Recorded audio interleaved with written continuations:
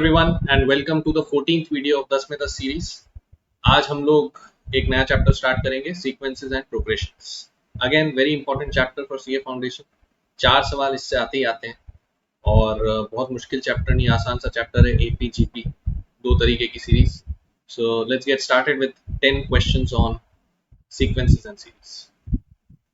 Question number 1, if the ninth term of an AP is 0, then T29 by T19 is K, where K is। अभी देखो आपको कौन सा term 0 दिया है उसने, ninth term. T9 is 0। T9 is 0 का मतलब क्या होता है? T9 का मतलब A plus 8T, ठीक है। A plus 8T हमें 0 दे रखा है, इसका मतलब A equal to minus 8T। तो मेरे को A और D में रिलेशन मिल गया, राइट। अब इसी रिलेशन को यूज करते हुए मेरे को T29 अपॉन T19 निकालना है, राइट। तो T29 का मतलब A plus 28D और T19 का मतलब A plus 18D। अब ऊपर आप देखो जरा, A की वैल्यू हम माइनस 8D रख सकते हैं इसमें, तो हमने यहाँ ऊपर A की वैल्यू माइनस 8D रखी। Minus 8D plus 28D divided by minus 8D plus 18D, ऐसा लिखा जा सकता है। ऊपर कितना बचा? 20D। नीचे कितना बचा? 10D। D से D कैंसल्ड, 20 से 10 कैंसल्ड, आंसर कितना? 2। So the value of K is 2। Option B is the correct answer, ठीक। Let's go to the next question, question number 2। The fourth term of an AP is equal to 3 times the first term. So fourth term is equal to 3 times the first term, मतलब एक तो क्या दिया है उसने, T4 is equal to 3 times of T1, एक तो ये दे रखा है। And seventh term exceeds twice the third term by 1। इसका क्या मतलब है? seventh term यानी T7 exceeds यानी ज्यादा है, किससे ज्यादा है? twice the third term यानी twice of T3 से कितना ज्यादा है? 1 ज्यादा है। ये मेरी दूसरी इक्वेशन। दो इक्वेशन है मेरे पास, मेरे को क्या निकालना है? कॉमन डिफरेंस यानी डी निकालना है, ठीक है। तो क्वेश्चन मेरे से डी पूछ रहा है, so let's write the equation. T4 का मतलब A प्लस 3D, ठीक है। 3 टाइम्स ऑफ T1, T1 का मतलब A, ये हुआ। अभी यहाँ से मेरे पास क्या आया भाई? A को यहाँ भेज देता हूँ, तो 3D बराबर 2A। ये मेरे पास एक इक्वेशन आ गई, 2A बराबर 3D, राइट। दूसरा इधर से देखो, T7 का मतलब A प्लस 6D, T3 का मतलब A प्लस 2D प्लस 1, ऐसा लिख सकता हूँ, ठीक है। यहां से क्या आया अभी मेरे पास? यहां से आया भाई A plus 6D is equal to, bracket खोलो, 2A plus 4D plus 1, right. Let shift A on this side, 4D on this side. 6D minus 4D 2D is equal to 2A minus A plus 1। ये मेरे पास आई दूसरी equation. अभी मेरे को निकालना क्या है? डी निकालना है। डी निकालने के लिए भाई A उड़ाना है, तो यहां से जो A की वैल्यू आ रही है विच इज 2D माइनस 1, इसको उठा के मैं यहाँ डाल देता हूँ, ठीक है। तो क्या आएगा मेरे पास यहाँ पे? 3D बराबर ट्वाइस ऑफ A की value 2D minus 1, okay. So let's open the bracket, 3D is equal to 4D minus 2, okay. So इससे आपके पास D इक्वल टू 2 आ गया कि नहीं आ गया? So the answer of this question is option A which is 2। Clear? Let's go to the next question, question number 3। The sum of all natural numbers between 100 and 1000 which are multiples of 5। अभी आपको क्या चाहिए भाई? 100 से 1000 के बीच में, 100 से 1000 के बीच में मतलब इन दोनों को काउंट नहीं करना है, ठीक है। बीच में मतलब बीच वाले नंबर होते हैं जो कि 5 के मल्टीपल हो। 5 के मल्टीपल हो तो भाई सबसे पहला नंबर जो इसमें क्लासिफाई करेगा वो है 105, फिर 110, फिर 115 एंड सो ऑन, ऐसे आते जाएंगे। लास्ट कौन सा नंबर होगा? 995। लास्ट नंबर जो 5 का मल्टीपल है वो है 995, यानी ये मेरी रिक्वायर्ड सीरीज है, ठीक है। तो ये जो मेरी रिक्वायर्ड सीरीज है इसका मुझे क्या निकालना है? सम निकालना है। कैसे निकालते हैं भाई सम? तो सम के लिए हमें ये तो ऑब्वियसली पता है कि this is an AP. Since आप 5 का मल्टीपल ले रहे हो तो फिर वो कॉमन डिफरेंस भी 5 ही हुआ, जिसका मल्टीपल लेते हैं वही कॉमन डिफरेंस होता है, राइट। 7 का मल्टीपल है तो कॉमन डिफरेंस 7 आएगा, 5 का मल्टीपल है तो कॉमन डिफरेंस 5 आएगा, और डेफिनेटली एपी बन रही है। तो मुझे पता है एपी का सम कैसे निकालते हैं, राइट। उसके लिए मुझे फर्स्ट टर्म पता है, लास्ट टर्म पता है। The only thing that I don't know is the number of terms. तो अब मुझे नंबर ऑफ टर्म्स निकालना है। नंबर ऑफ टर्म्स के लिए एक हमारे पास ट्रिक होती है, right. What is that trick? कि number of terms is equal to last minus first upon D plus 1। ये वाली ट्रिक मैं यूज करता हूँ नंबर ऑफ टर्म्स निकालने के लिए, जब भी मुझे लास्ट और फर्स्ट टर्म पता है, ठीक है। यही मैं यहाँ यूज करूंगा। तो what is the number of terms? Last term देखो 995, फर्स्ट टर्म देखो 105। What is the common difference? 5 plus 1, ये होगा मेरा number of terms. Let's calculate, ऊपर कितना आया? 890 divided by 5 plus 1। Okay so 890 by 5 कितना हो गया भाई 5 1 5 7 एंड 8 178 प्लस 1 यानी 179। सो हम अब तो बस एस एन निकालना है, तो एस एन का फॉर्मूला क्या होता है हमारा n by two A plus N, first term plus last term ये होता है। तो n कितना है मेरा 179 by two, what is the first term it is 105, what is the last term it is 995, ये हुआ। so that means what I am getting is 179 by 2 multiplied by ये कितना हो गया 995 मतलब 1000, तो 1111, ठीक है ना भाई, right. So 1100 into 179 by this should be my answer, is that okay? तो ये कौन सा ऑप्शन बैठता है 179 into 11 करते हो तो 1790 और 179, तो यार है तुम्हारा 9 7 16 9 1 1969 का आधा करेंगे तो 1969 का आधा आएगा 9845 है क्या option 98450, option A is the correct answer. इसको आप सॉल्व करके देख लो, you are getting 98450, this is the correct answer. समझ आई बात, ठीक है। क्या करना है अभी हमें सीरीज पता लगानी, कौन सी सीरीज है जो नंबर्स ये पूछ रहा है उसमें कितने टर्म्स है, उसके लिए ट्रिक यूज करो और बस उसके बाद फॉर्मूला लगाओ n/2 first plus last. Alright, let's go to the next question, question number 4। Divide 30 into 5 parts in AP such that the first and last parts are in the ratio 2:3। अभी मेरे को क्या चाहिए, 30 को मेरे को 5 पार्ट्स में डिवाइड करना, राइट, और वो पांचों पार्ट्स किस में होने चाहिए, एपी में, ऑलराइट। और पहले और आखिरी पार्ट, पहले और आखिरी पार्ट A:B का रेशियो कितना होना चाहिए, 2:3। समझ में आ गई, ये सब बातें हमें देखनी है। तो of course we'll do it using options. तो सबसे पहले तो ऑप्शन देख लेते हैं, कौन से ऑप्शन में पहले और आखिरी का रेशियो 2:3। तो अगर आप फर्स्ट ऑप्शन देखो, पहला ये रहा, ठीक है, आखिरी ये रहा, 24 और 36 का रेशियो कितना होता है 2:3, तो ये आंसर हो सकता है, ठीक है। ये पहला, ये आखिरी, इनका रेशियो 2:3 है क्या, नहीं है, क्योंकि ये 5 एक्स्ट्रा आ रहा है, तो इसलिए ये गलत ऑप्शन है। इसमें अपॉन 5 है, इसमें है ही नहीं, तो रेशियो आएगा ही नहीं 2:3, एक 5 भी रह जाएगा, ठीक है। सेम रीजनिंग से सी ऑप्शन भी गलत हो गया, क्योंकि यहाँ पे भी ये एक्स्ट्रा 5 आ रहा है, ये रेशियो को सेट नहीं करेगा। एंड सेम ऑप्शन से डी जो है, डी वो भी गलत हो गया, क्योंकि यहाँ भी ये एक्स्ट्रा 5 आ रहा है जो कि इस ऑप्शन को सेट नहीं होने देगा। तो अगर मैं खाली ये इन्फॉर्मेशन देखूं 2:3 वाली, तो ही मेरा आंसर ए आ गया, आगे कुछ सोचने की जरूरत ही नहीं। But still we can of course verify, तो उसके लिए हमने इन सबको ऐड कर लिया, इन सबको ऐड करने पे 30 आना चाहिए, इन सबका एडिशन 30 होना चाहिए, तो वो तो आप इजीली करके देख सकते हो, इन सबको ऐड कर लो। इन सबको आपने ऐड किया तो आपके पास क्या आया भाई, इन सबको ऐड करने पे क्या आ गया, इन सबको ऐड करने पे तुम्हारे पास आ गया 24 प्लस 27 प्लस 33 प्लस 36 प्लस, अब इसमें देखो ये जो 6 है इसको भी हम 30/5 लिख सकते हैं, ऊपर नीचे 5 मल्टीप्लाई कर दिया, ठीक है, ताकि एलसीएम नहीं लेना पड़े, डिवाइडेड बाय 5 ये हो जाएगा। So let's add all these. तो आपको दिख रहा है 24 और 36 कितना होता है 60, ठीक है, 27 और 33 भी कितना होता है 60, तो 60 और 60 120, 120 प्लस 30 150, 150 बाय 5 कितना होता है 30, तो ये भी सेटिस्फाई कर गया भाई, सबका सम 30 आ रहा है।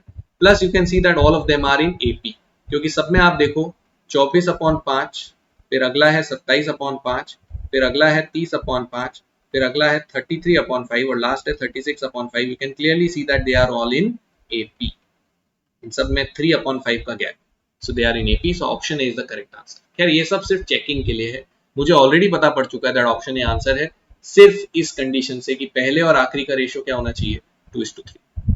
Clear, let's go to the next question, question number 5। अब देखो यहाँ पे उसने क्या बोला है, pth term of a GP is x and qth term is y, you have to find the nth term. मतलब मेरे को एक जीपी के लिए pth टर्म दे रखा है x, qth टर्म दे रखा है y, और मेरे से पूछा है nth टर्म, ये क्वेश्चन हुआ। अब ये तो जनरल सवाल है भाई, कुछ भी दे नहीं रखा और हमसे कुछ पूछा है, तो जनरल सवालों में हम क्या करते थे, हम अज्यूम कर लेते हैं कोई ना कोई जीपी, हम अज्यूम कर लेंगे, ठीक है। So assume a convenient GP, hit and trial method. तो मोस्ट कन्वीनियंट जीपी हमारी 1 2 4 8 16 होती है, ये सबसे कन्वीनियंट जीपी, यही वाली मैंने मान ली, ठीक है। अब ये वाली मानने के बाद क्या हुआ, मेरे को कुछ ना कुछ p भी मानना पड़ेगा, q भी मानना पड़ेगा, n भी मानना पड़ेगा, ठीक है। अब एक बार के लिए ऑप्शंस पे नजर डालो, ऑप्शंस में b और d ऑप्शन जो है इनमें सिर्फ एक ही फर्क है, यहाँ p माइनस क्यू है, यहाँ 1/p माइनस क्यू। तो अगर मैंने p और q को ऐसा चुना जिनका की डिफरेंस 1 आ गया या -1 आ गया, तो फिर क्या होगा कि ये और ये सेम हो जाएंगे, तो मेरे दो ऑप्शन सेम आ जाएंगे, तो उस चीज को पहले ही ऑब्जर्व करके क्या करो, पी और क्यू को ऐसा मत चुनना जिनका डिफरेंस 1 आ जाए, ठीक है। तो आपके हाथ में है ना चुनना। तो अपन ने क्या किया, अपन ने ये मान लिया कि चलो P को ले लेते हैं 1, Q को ले लेते हैं 3 और N को ले लेते हैं 2। मैं 1 2 3 भी मान सकता था, लेकिन बिकॉज ऑफ दिस ऑब्जर्वेशन मैंने 1 3 2 माना है, ताकि P और Q का डिफरेंस 1 नहीं है, क्योंकि 1 होते ही क्या होगा कि ये और ये नंबर सेम आ जाएगा। तो फिर मेरे को दो ऑप्शन को वापस चेक करना पड़ेगा, ठीक है। तो ये मान लिया। अब ये मानने से फायदा क्या होता है भाई, टीपी पीएथ टर्म का मतलब, पीएथ टर्म का मतलब फर्स्ट टर्म, ठीक है। और वो मुझे कितना दे रखा है, एक्स, यानी मेरे एक्स की वैल्यू कितनी हुई भाई, फर्स्ट टर्म क्या है मेरा 1, ठीक है। सिमिलरली क्यूएट टर्म का मतलब T3, वो मेरा कितना है, क्यूएट टर्म का मतलब T3 मेरा कितना है, जरा देखो इधर से 4, राइट। लेकिन वो मुझे कितना दे रखा है, y, यानी y की वैल्यू 4 है। और लास्टली अब जो मेरे को निकालना है nth टर्म मतलब T2, तो ये मुझे निकालना है। और ये मुझे ऑलरेडी पता है मेरा सेकंड टर्म 2 है, मेरा सेकंड टर्म 2 है, मतलब I should get 2 as the answer, I should get 2 as the answer. तो जिस ऑप्शन में ये सारी वैल्यूज रखने पे 2 आ जाएगा वो मेरा आंसर है। जिस ऑप्शन में ये सब रखने पे 2 आएगा वो मेरा आंसर है। तो सी ऑप्शन तो रिजेक्ट ही हो गया क्योंकि मेरा आंसर 2 आ रहा है। Now let's plug in option A. Option A देखा, x की वैल्यू कितनी है भाई, देखो 1, ठीक है। अब 1 की पावर में तो कुछ भी लिख दो 1 ही आने वाला है, डिवाइडेड बाय y कितना है भाई, देखो 4, तो 4 की पावर में क्या लिखना है, n minus P. Just see what is n minus P, दो में से एक गया तो एक, इसका मतलब 1/4 आया। अब 1/4 तो मेरा आंसर नहीं है, मेरा आंसर 2 है, इसका मतलब option A is wrong, option A is wrong, ठीक है। Let's go to option B. Option B बोलता है, अच्छा ऑप्शन बी में ये देखो कि ये चीज तो सेम है, ये चीज तो वही है जो आपकी यहाँ पे थी, ठीक है। तो ये तो सेम ही आएगा, यानी 1/4 तो अभी भी आएगा, ठीक है। लेकिन पावर में क्या आएगा, p minus Q. Now see what is p minus Q, have a look at this, what is p minus Q. p minus Q is 1 minus 3, p minus Q is 1 minus 3, यानी 1/4 की power कितनी, -2, ठीक है ना। 1/4 की power कितनी, -2। अब मेरे को ये बताओ 1/4 की पावर -2 का मतलब 4 की पावर 2 लिख सकते हैं, पावर नेगेटिव से पॉजिटिव करी तो रेसिप्रोकल। अब 4 का स्क्वायर तो 16 होता है, क्या मेरा आंसर 16 है, नहीं, तो ये भी गलत, क्योंकि मेरा आंसर तो 2 है। तो आपका आंसर अब डी ऑप्शन आ गया, क्योंकि सी आप पहले ही रिजेक्ट कर चुके हैं, ठीक है। डी क्यों आया वो ऑफकोर्स चेक कर सकते हो। तो उसमें भी देखो ये जो बेस है वो तो सेम है, यानी 1/4 तो अभी भी आएगा, लेकिन पावर में अब क्या आएगा, 1/-2। तो इसको जब तुम पलटोगे तो 4 की पावर हाफ आ जाएगी।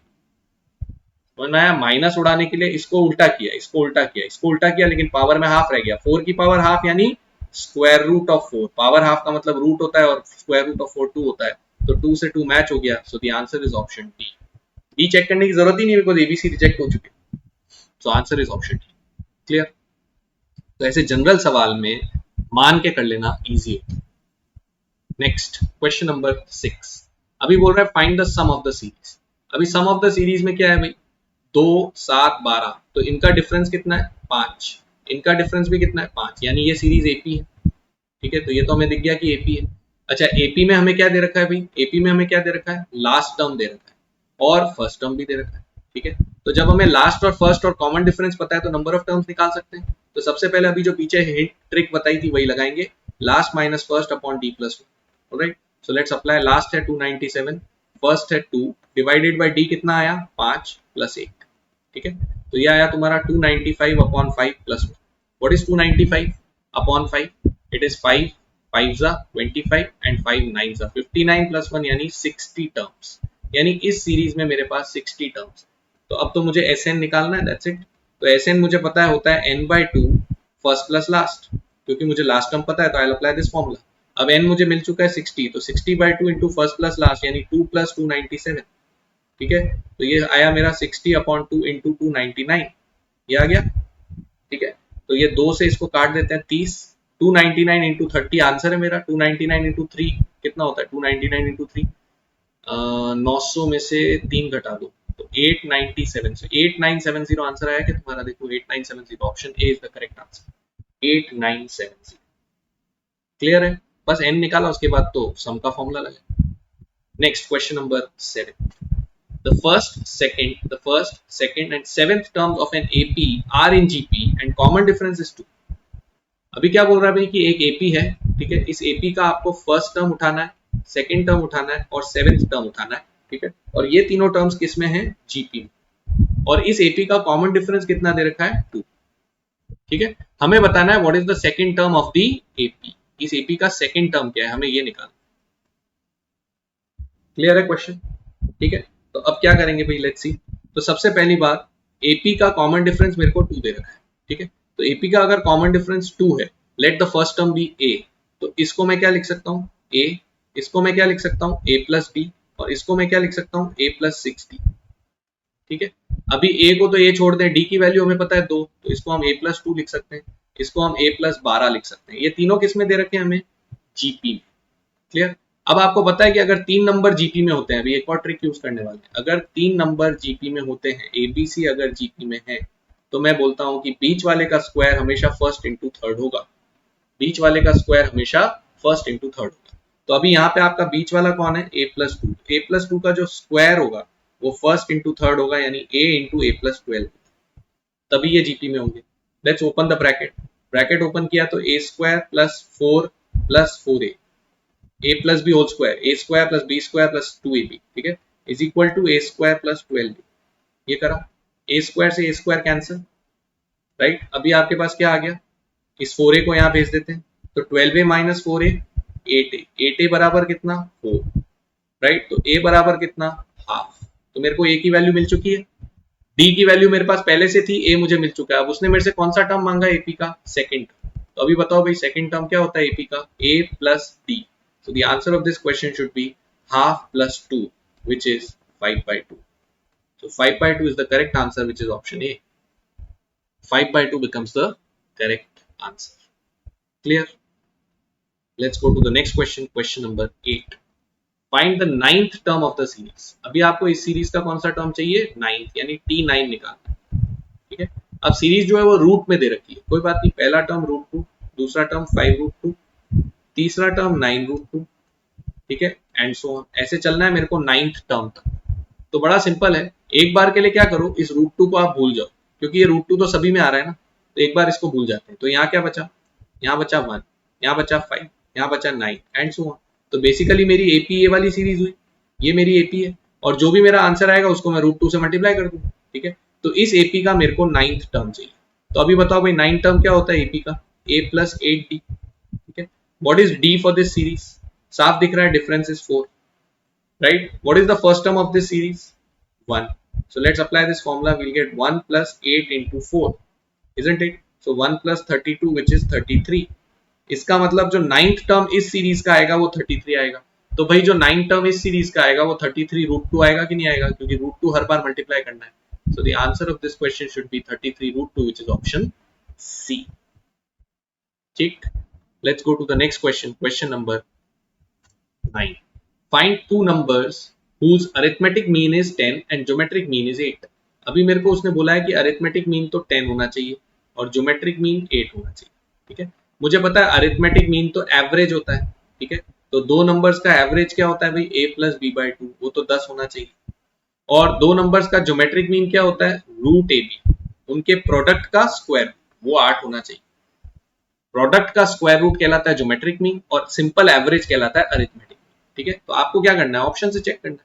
सो पहले तो चेक कर लो कि a प्लस बी 20 किस में आ रहा है, इसको हम ऐसे भी बोल सकते हैं a plus B should be 20, cross multiply करते हैं।